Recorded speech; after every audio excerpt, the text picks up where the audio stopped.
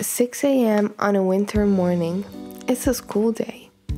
Staying up so late last night was never a good idea, and you know it.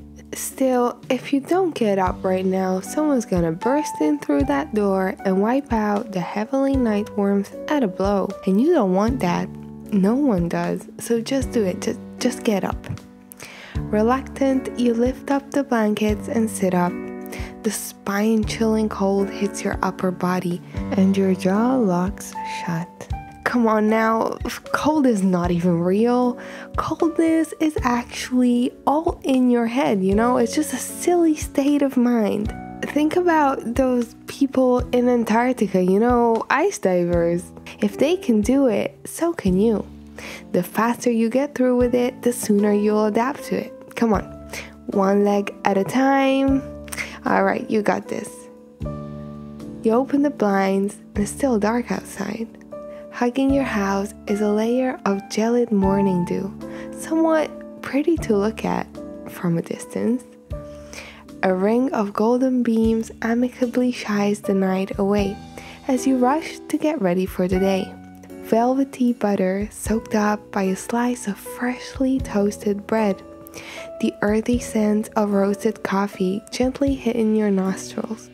A splash of hot milk. You wet your lips. Take that first generous sip. The numbness thawing. No, this isn't the wrong video. This is how this anime will make you feel. This anime is that sip. The creamy butter. A ray of light. This anime is the warmth under the blankets.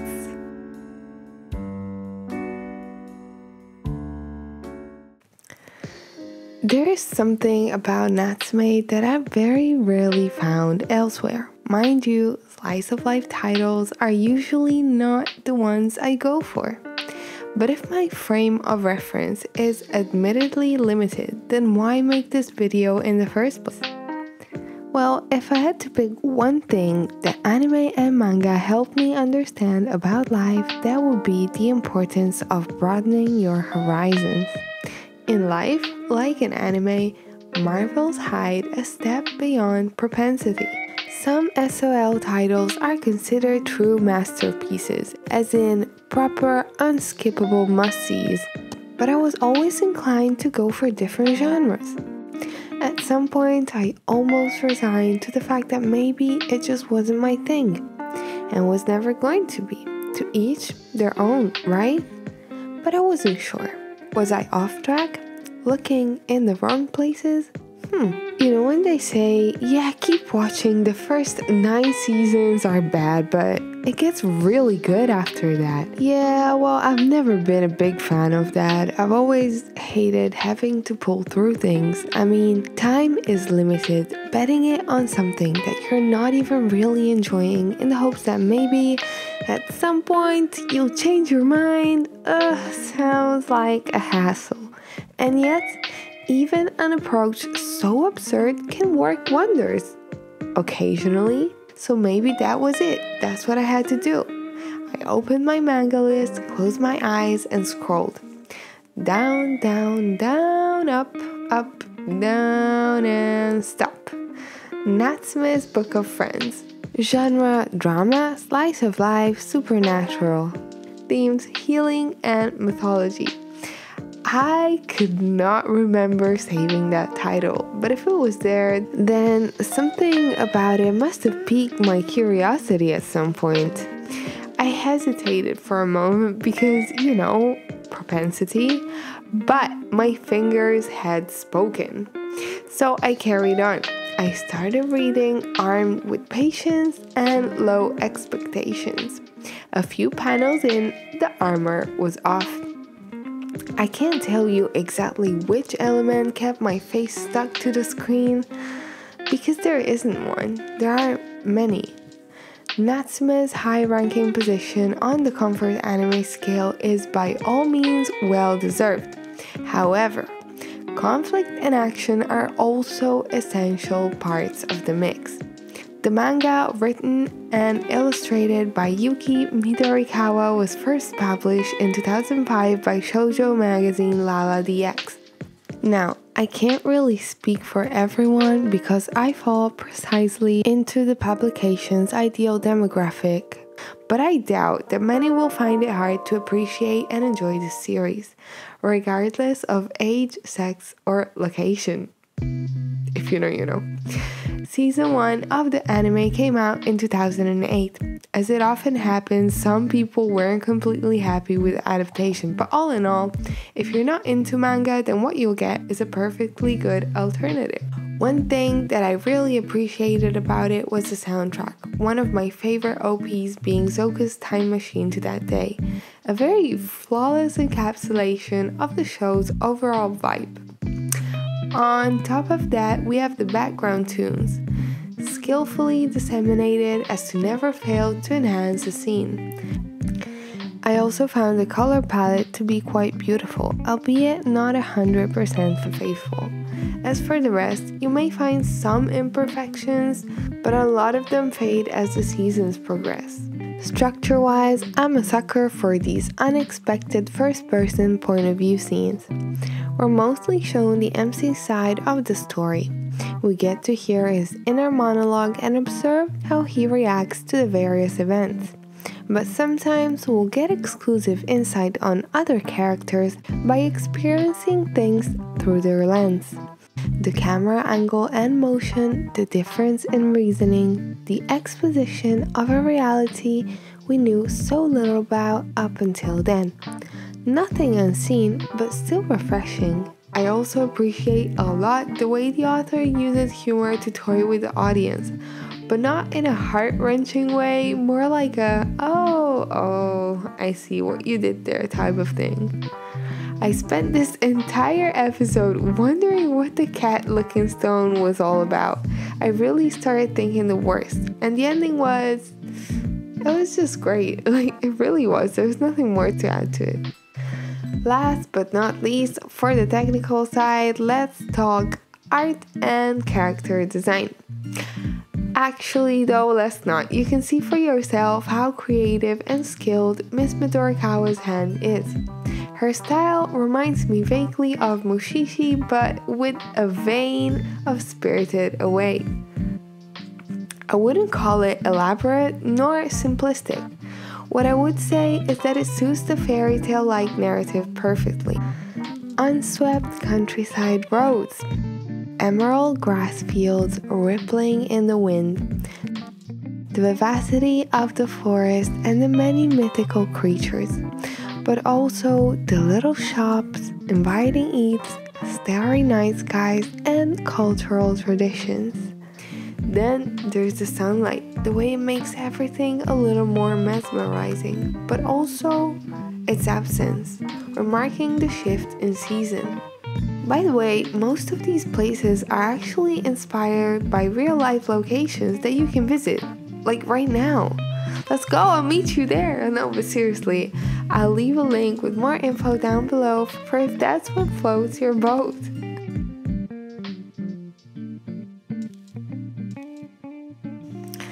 Takashi, meaning precious, hopes, resolve. Natsume, meaning I experience care. Takashi Natsume, that's the name of our protagonist. But Natsume, romanized, is also the name of a fruit, the jujube fruit, a sweet red date commonly used to make candy.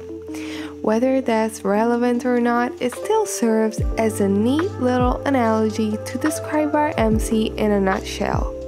Sweet and mellow, but strong-hearted. So, for some time now, you will have been looking at all these different creatures from the series.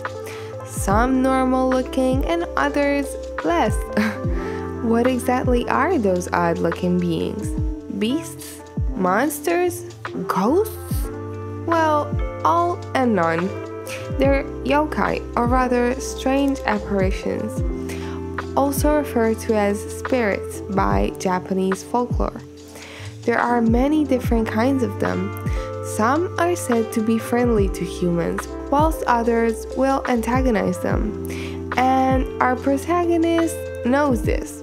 He knows it all too well. The qualities that make Takashi special are many. but amongst them is one that he's had to conceal from the rest of the world for as long as he can remember. From the day he was born, our MC has been blessed, or cursed, depending on who you ask, with the innate ability to see and speak with these entities. Sounds kind of cool, right? From an outsider's point of view, maybe. But this legacy came with a burdensome weight to carry, a bundle of heartache and adversities that altered him and his life in ways he could never imagine. During his childhood, Takashi remembers the time spent observing his garden from the veranda, comfortably nestled in his father's lap. There was a specific spot he would always fixate on, where his mom had planted flower seeds. The three of them longed to see the day they'd finally sprout, but there was no telling when that day would finally come. Takashi never had the chance to meet his mother because she died after giving birth to him. But he still fondly holds on to this memory with his father, since it's all that really remains of him. When he passed, Natsume was still too young to look after himself.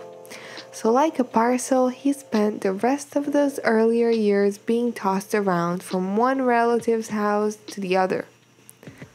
Why did no one want him? Was he that much of a troublemaker? Not exactly. Some yokai are nice, but what about those that aren't? A yokai's lifespan is different than that of a human, limitless under the right circumstances. All that time spent without ever being noticed, looked at, or heard by anyone, how much lonelier can it really get? So imagine a yokai's shock when for the first time after who knows how many centuries, they finally encounter someone who can interact with them. Yes, because very few people have the ability to see these entities. And while that might sound like a fun little entertaining quirk to have, some of these beings are actually of a very troublesome nature. Pranks, tricks, larks. Little Natsume would often wind up being an object of ridicule. And of course, like anyone being messed around with, he couldn't just stay still. Flinching, squirting, screaming, speaking to the walls, Naruto running away. All of it in plain sight, everywhere, all the time. Like a man having daymares, hallucinating on some kind of drug he never took. What would the people around him think, seeing a behavior so abnormal, insane almost? Natsume tried. He tried really hard to contain himself, to ignore those presences around him, but how could he? Bottled up in that Kafkaesque bubble, just him and the yokai. With each passing day, Takashi's heart inevitably grew colder. He couldn't trust yokai. He couldn't trust humans. He couldn't ask for help. No one believed him. His classmates mocked him and called him a liar. Adults spread all sorts of rumors about him, and rubbing even more salt to the wound were his relatives, who neglected him, negated his fears, and accused him of being an attention seeker.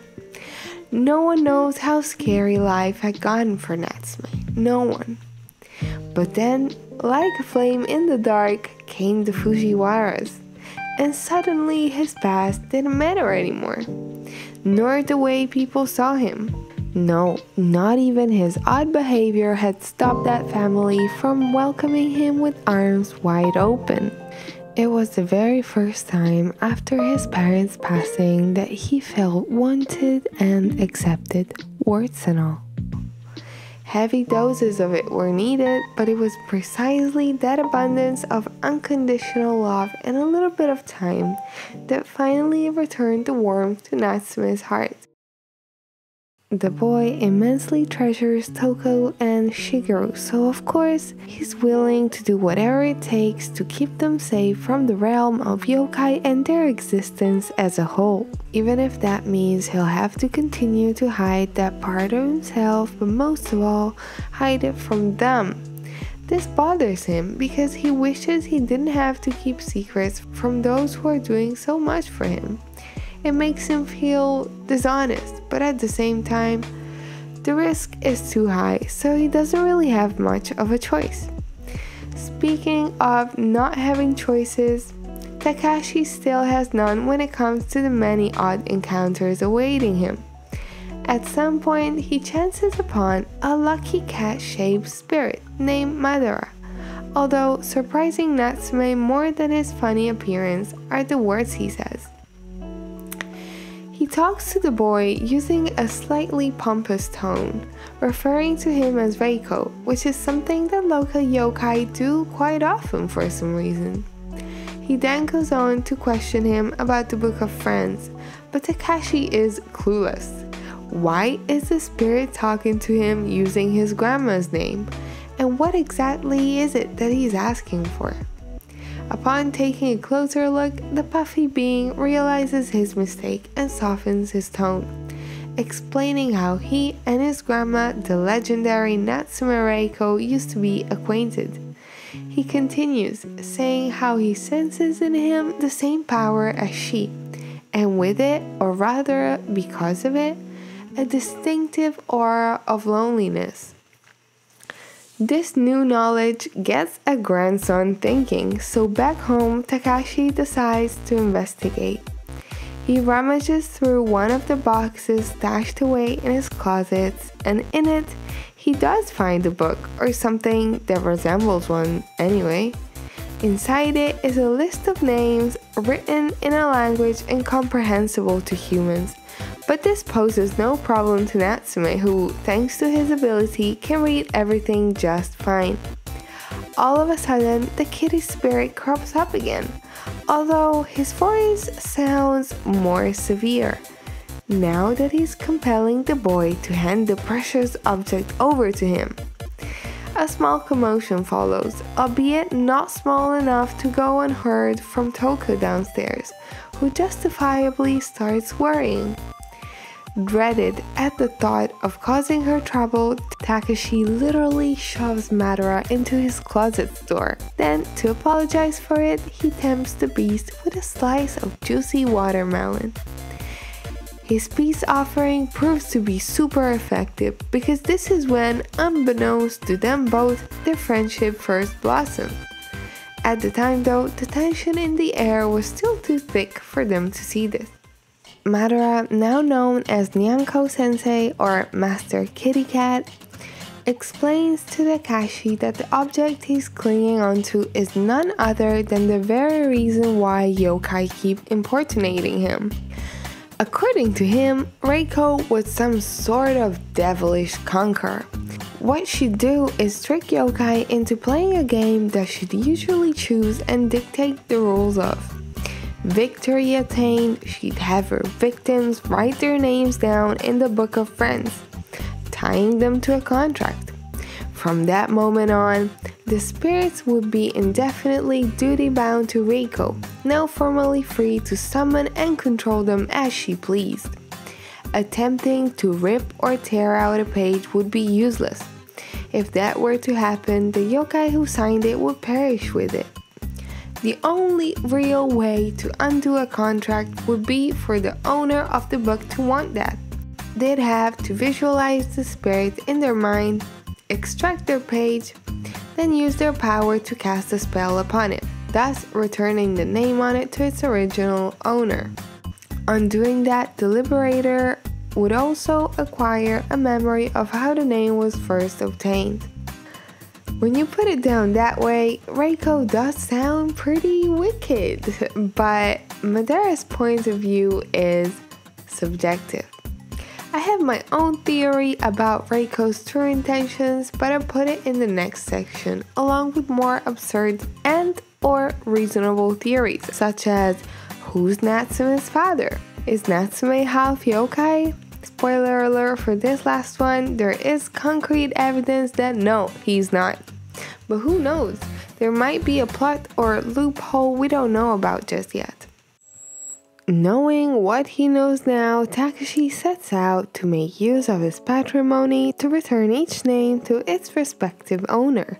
We could say that this is what pushes the narrative from this point onwards, but you know what they say, maybe the journey were the friends you made along the way. Natsume's Book of Friends is a story about friendship, growth, acceptance and respect, but also struggle and uncertainty. To keep a close eye on the object of his desire, Nyanko-sensei volunteers to become Natsume's bodyguard, on the condition that he'll be the one that gets to inherit the book next. The deal is sealed, and of course, the sly Neko couldn't be happier. He's sure that Takashi's kind nature will be the death of him soon enough, but that's just another belief of his waiting to be debunked. Vengeful spirits, powerful exorcist clans, ghosts trying to seduce him, ambiguous individuals, toxic ex-classmates. Natsume is not backing down no matter what you throw at him, to the point that even Madara can't help but being impressed. Over time, the two grow quite attached, but whether the sentiment is genuine or not, you'll have to find out on your own.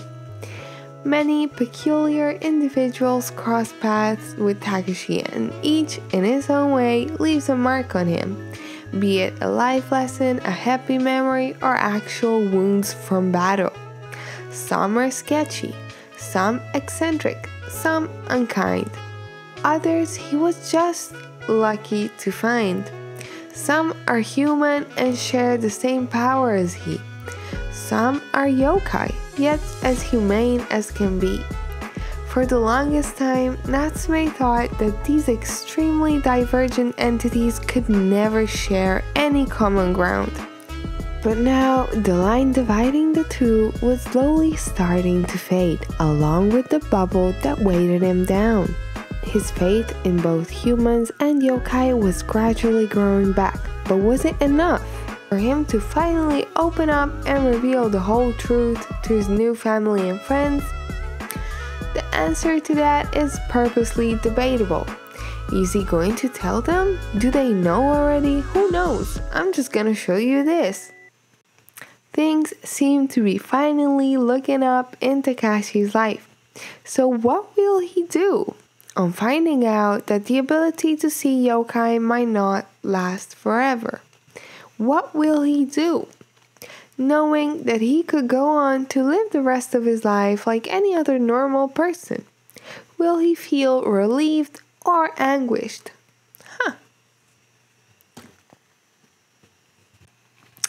Alright, I hope you're all wearing your aluminum foil hats because it's conspiracy time. So, theory number 1. Who's Natsume's grandfather? Okay, listen, there are so many hypotheses about this that if I were to analyze them all in this video, it will probably end up being over 5 hours long. And even if I did actually want to do that, I'm sorry, but my laptop could never. It would burst into flames, like 100%. What I can do instead is show you the most plausible ones, then we'll try to disprove or confirm them. Number 1 option, Madara. There's a very lengthy post that scrutinizes this perfectly, and you can find it in a link down below. The TLDR version of it would be this. At the beginning of the manga, they talk about the story of a human and a yokai falling in love. Manga Natsume has white hair and green eyes, the same as Madara in his true spirit form. Madara's human shape is almost identical to Reiko's, as is the way he speaks, acts, and behaves. To know a person that well, you must have spent quite a bit of time with them. Reiko and Takashi are the only humans he's quote-unquote ever taken a good look upon.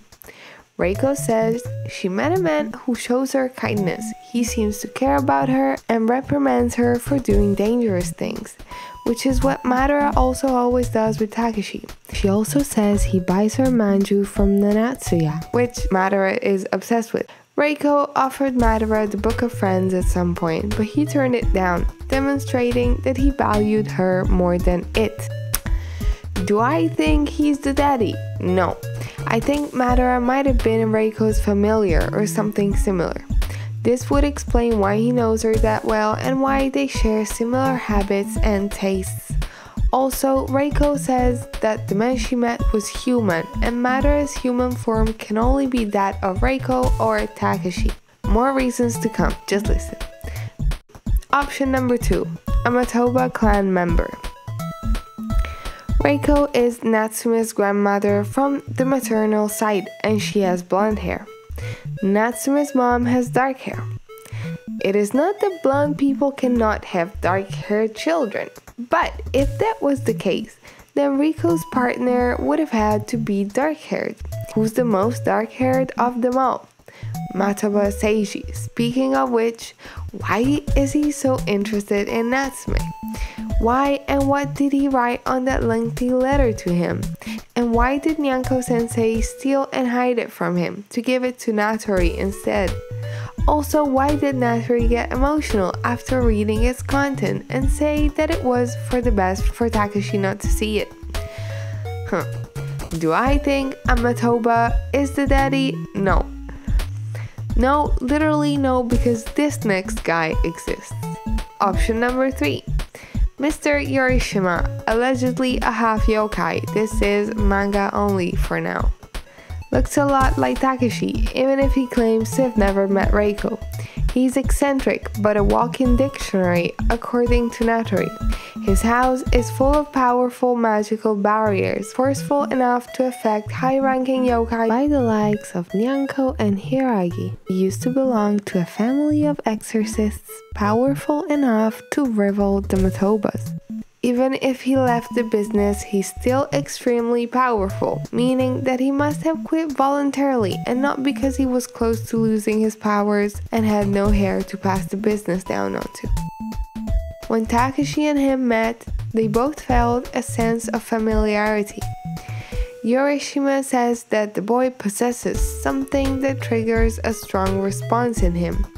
He might be referring to the book, but as we know, Takashi holds a fragment of Reiko within him. So which one was he referring to? The book? Both? Neither? Who knows? The man lives in the woods, and Reiko said that the man she met only showed up in her town from time to time.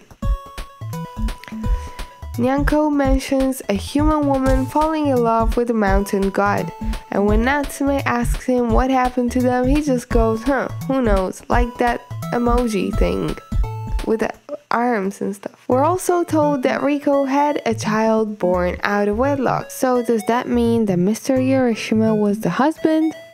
I don't know, I mean, he's not really giving type of guy who would abandon wife and son vibes. But as we know, exorcists and individuals using forbidden techniques such as binding yokai into a book the way Reiko did are mutually antagonistic, which is why Reiko might have had to leave him at some point. Yorishima might have not known that Reiko was pregnant, which is why he just respected her choice to leave, like the mature individual he seems to be so far. This would mean that he doesn't know he has a grandson. Blue Dragon in Hakozaki Mansion tells Takashi that he physically resembles someone he knows. He thinks he's referring to Reiko like every other yokai ever, but actually, he specifies that it's a man he's talking about. Assuming that this was Natsume's grandfather he was referring to, wouldn't it make sense for him to be Yorishima, a powerful exorcist, visiting that other exorcist's mansion, possibly because of exorcism business related stuff? Do I think he's the daddy? Well, yes, this is the most backed up theory so far. That's all I'm gonna say. I just wanted to share the possibilities, you know? This last theory, I got it from Hero Writes, and I will link his article down below. Please do check it out because you can tell he spent a lot of time researching this. Theory number 2. Is Natsume half yokai? He might be. This is why people think so. Number 1. The yokai medicine. Mid-ranks give Natsume a super powerful yokai medicine without knowing that it doesn't work on humans. But Natsume does end up feeling better regardless. To that I say, okay, but what if he was just recovering on his own, since he had been resting for a while already? And the reason why he thanked and reassured those who tried to cure him was because, well, that's just how Takashi is. He knew the effort that went into retrieving the remedy, so of course he'd be appreciative of it. 2. Seiji mistakes him as a yokai when they first meet. Yes, but Takashi was covered in yokai blood. Also, Natori said that he had a strange aura when they first met. Yes, but maybe that was coming from the Book of Friends. 3. The Moon Splitting Festival storyline. Hiragi puts a charm on Natsume's arm that's supposed to keep yokai fangs away. At some point, Natsume gets hit by a bundle of logs in order to spare her from suffering the same fate. Normally, this would kill or at least severely injure a man, but our boy is doing just fine. Natsume asks her if the charm was supposed to shield him from physical damage as well, referring to the logs, but Hiragi doesn't respond. Was she too proud to tell him that that was, in fact, the case? That she went all the way to make him a stronger charm just because she really cares about him that much, but didn't want to admit it? Or is this just some random anime logic, or maybe there's some further reason behind it? I don't know. So is he a yokai? Probably not. Also, this manga cap exists, which would disprove the theory completely.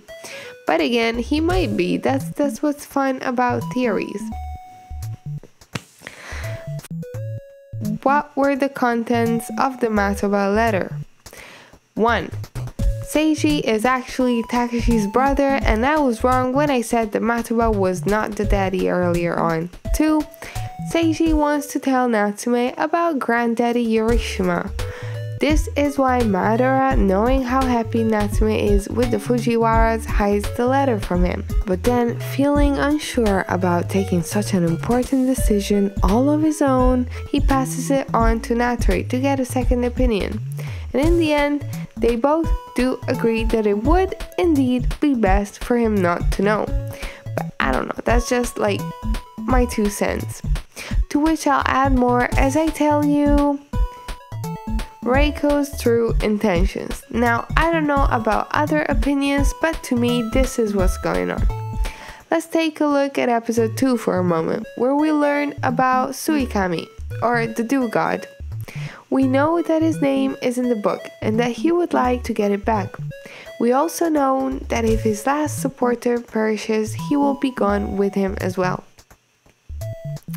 Does that mean that if Natsume had not returned the name, then the god would have been able to live on Earth even without having a following? If so, then I think this was Reiko's plan all along. As we know, most humans excluded Reiko because they thought she was odd, so most of her time she'd spend with yokai. We know that some spirits resent her, not out of sheer spite, but because Reiko never came back to see them. Some adore her, some admire her, some dislike her, some have been waiting lifetimes to be with her again. I think, in the end, Reiko's mission was to gather as many yokai as possible as to keep them from disappearing. Maybe she wouldn't admit this, knowing her personality, but I still find it's a very plausible option.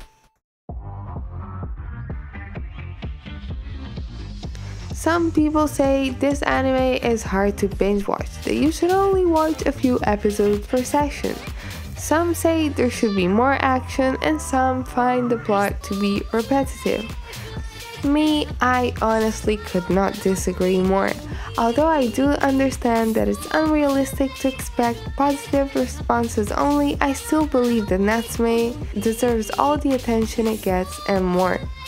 To kind of pick up that Red Date analogy once again, there's more to this show than meets the eye. Takashi's journey is just the outer layer of a much more nuanced story, one of self-discovery, development, and acceptance. This is a story about learning how to cope with your demons and maybe even befriend them.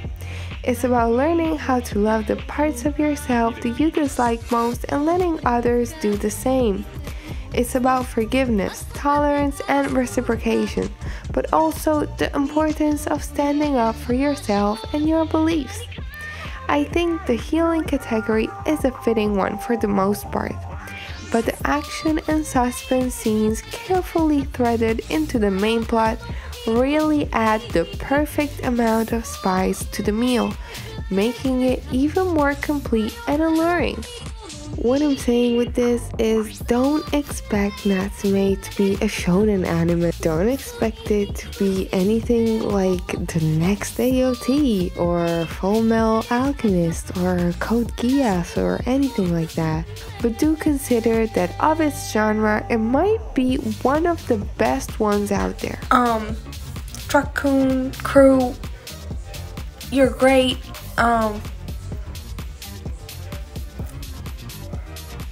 Thank you, and stick around.